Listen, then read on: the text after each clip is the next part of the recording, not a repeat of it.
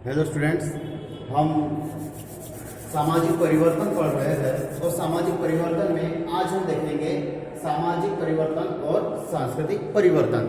सामाजिक परिवर्तन क्या है और सांस्कृतिक परिवर्तन क्या है।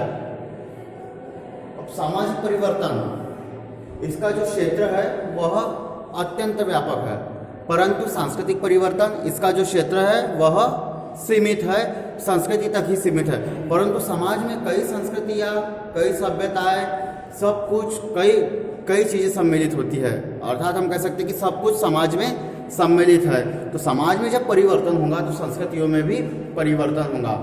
अब हम देखते हैं सामाजिक परिवर्तन और सांस्कृतिक परिवर्तन। तो हमने क्या लिखा है, सबसे पहले संस्कृति व्यापक, ठीक है, संस्कृति क्या है, व्यापक है, वह भौतिक और अभौतिक वस्तुओं में परिवर्तन है, ठीक है। तो संस्कृति में क्या होता है, भौतिक और अभौतिक दोनों वस्तु में परिवर्तन होता है। भौतिक जिसे हम क्या कहते हैं, मूर्त, जिसे हम देख, छू और महसूस कर सकते हैं, और अभौतिक मतलब अमूर्त, जिसे हम देख छू नहीं सकते, सिर्फ महसूस कर सकते हैं। इनमें परिवर्तन क्या कहलाता है, सांस्कृतिक परिवर्तन।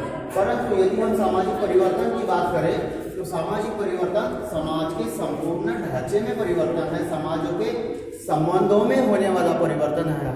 हमारे या हम लोगों के बीच में जो संबंध है या समाज में जितने भी संबंध बने हैं, चाहे वो किसी भी प्रकार से हो, उन सभी में होने वाला परिवर्तन सामाजिक परिवर्तन है। ये समाज के ढांचे में परिवर्तन है, सामाजिक परिवर्तन। उसके पश्चात संस्कृति में होने वाला परिवर्तन देखा जा सकता है, ठीक है। संस्कृति में जो भी परिवर्तन हो रहा है वह हम प्रत्यक्ष रूप से देख सकते हैं, क्या बदलाव हुआ, क्या नहीं हुआ। परंतु सामाजिक परिवर्तन केवल अनुभव किया जा सकता है, इसे हम देख नहीं सकते, हमें सिर्फ महसूस होता है सामाजिक परिवर्तन, इसे हमें देखने की क्षमता हमें नहीं होती। उसके पश्चात सामाजिक परिवर्तन संस्कृति का एक भाग है। क्या है सामाजिक परिवर्तन संस्कृति का एक भाग है, क्योंकि संस्कृति के अंतर्गत जीवन के संपूर्ण कला विन्यास सम्मिलित होते हैं। अब देखिए यहाँ पर हमने क्या बोला है कि सामाजिक परिवर्तन संस्कृति का एक भाग है, क्योंकि संस्कृति ही समाज का भाग है, तो सामाजिक परिवर्तन तो संस्कृति का भाग होगा ही। तो उसमें क्या होता है कि संस्कृति में जो हमारा जीवन है, इससे संबंधित जितने भी कला विन्यास है, हमारे रीति रिवाज, परंपरा, प्रथाएं, मूल्य, रूढ़ियाँ, धर्म, संप्रदाय, जाति, ये सभी क्या होते हैं, हमारी संस्कृति में सम्मिलित होते हैं, और इन सभी में होता है परिवर्तन, तो हम कहते हैं सामाजिक परिवर्तन।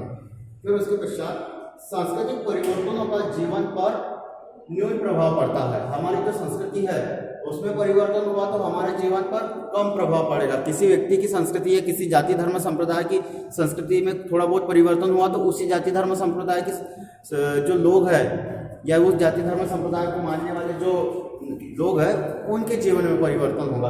परंतु सामाजिक परिवर्तन जीवन को अत्यधिक प्रभावित करता है, इसका प्रभाव सर्वाधिक होगा। सामाजिक परिवर्तन का जो प्रभाव होगा यह हमारे जीवन पर अत्यंत होगा, सबसे ज़्यादा होगा। और जो सामाजिक परिवर्तन है ये सिर्फ एक संस्कृति को नहीं, कई सारी संस्कृति, कई जाति धर्म संप्रदाय की संस्कृतियों को क्या करेगा, प्रभावित करेगा। इसलिए हम कह सकते हैं सामाजिक परिवर्तन सांस्कृतिक परिवर्तन को प्रभावित करता है या संस्कृति को प्रभावित करता है। इसका प्रभाव अत्यधिक हो सकता है या अत्यधिक होता है इसका सामाजिक परिवर्तन का। फिर उसके पश्चात अब हमने जो सामाजिक और सांस्कृतिक परिवर्तन देख लिया। सामाजिक परिवर्तन अर्थात संपूर्ण समाज के क्रियाकलापों, विन्यासों में परिवर्तन, और सांस्कृतिक परिवर्तन अर्थात सभी संस्कृतियों में या किसी एक संस्कृति में होने वाले परिवर्तन। तो संस्कृति में हो सकता है कि एक ही संस्कृति में हो या सभी संस्कृतियों में भी हो सकता है, पर सभी में होगा ये पॉसिबल नहीं है। परंतु यदि सामाजिक परिवर्तन हुआ तो वह चाहे कितने भी संस्कृतियां हो, उन सभी संस्कृतियों में परिवर्तन होगा, और एक संस्कृति में हुआ तो दूसरे संस्कृति में भी होगा, क्योंकि वह सामाजिक परिवर्तन है। उससे एक के साथ साथ दूसरी संस्कृति और कई सारी संस्कृतियाँ प्रभावित होगी, क्योंकि उसका क्षेत्र कैसा है, व्यापक है, किसका, सामाजिक परिवर्तन का। अब हम देखते हैं सामाजिक परिवर्तन से संबंधित कुछ ऐसे शब्द हैं जो सामाजिक प्रगति में सहायक है, या जिससे हम सामाजिक प्रगति के सूचक कह सकते हैं, या जो सामाजिक प्रगति में सम्मिलित है।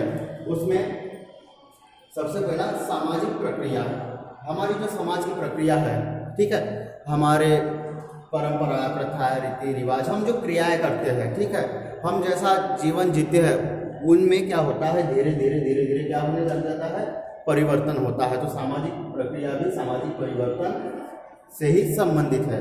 फिर उसके पश्चात सामाजिक उद्विकास, सामाजिक मतलब समाज का, ठीक है, और उद्विकास मतलब विकास। पर अब यहाँ पर विकास होता तो विकास क्यों और उद्विकास क्यों, ठीक है, विकास होता तो विकास ही लिख लेते हम, उद्विकास क्यों। तो उद्विकास क्या होता है कि एक निश्चित क्रम में चलने वाली प्रक्रिया जो व्यवस्थित रूप से धीरे धीरे धीरे धीरे चलती है। उदाहरण के लिए हमने क्या किया, एक बीज लिया, बीज को हमने जमीन में डाल दिया और उसको बाकायदा खाद पानी देते रहे। कुछ समय बाद क्या होगा, वो बीज अंकुरित होगा, फिर उसके बाद उसमें पत्ती आएगी दो, फिर और बड़ा होगा, फिर वो पौधा बनेगा, फिर उसकी धीरे धीरे शाखाएं आएंगी, फिर वो और बढ़ते जाएगा, धीरे धीरे धीरे धीरे करके वो वृक्ष बन जाएगा। कुछ सालों बाद उसमें फूल लगेंगे और कुछ टाइम बाद या कुछ समय बाद, कुछ महीनों बाद उसमें क्या हो जाएंगे, फल आने लग जाएंगे। तो एक व्यवस्थित और क्रमबद्ध रूप से धीरे धीरे चलने वाली प्रक्रिया को हम क्या कह सकते हैं, उद्विकास कह सकते हैं, उद्विकास कहते हैं। तो सामाजिक उद्विकास। फिर उसके पश्चात सामाजिक प्रगति, प्रगति इसमें क्या हो रहा है, समाज में प्रगति हो रही है, उन्नति हो रही है, तो इसको भी हम क्या कह सकते हैं, सामाजिक परिवर्तन से संबंधित कह सकते हैं। फिर वृद्धि, अब कहीं वृद्धि हो रही है, विकास हो रहा है, तो वह भी सामाजिक परिवर्तन ही है, क्योंकि वृद्धि होगी विकास होगा, अर्थात परिवर्तन तो हुआ ना।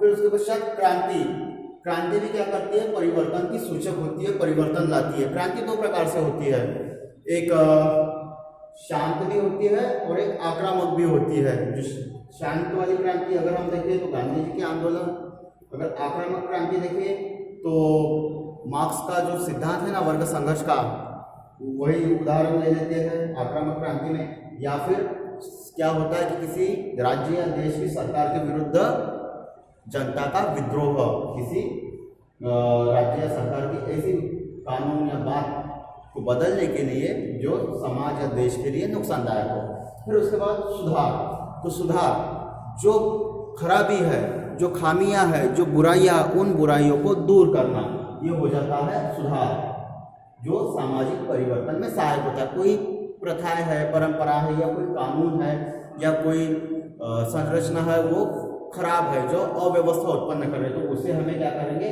सुधार करें, उसमें हम सुधार करेंगे, जो हो सकता है कि क्रांति के माध्यम से हो या साधारण रूप से भी हो। फिर उसके पश्चात सामाजिक नियोजन, सामाजिक नियोजन, इसमें एक लक्ष्य होता है कि हमें इस लक्ष्य को प्राप्त करना ही है।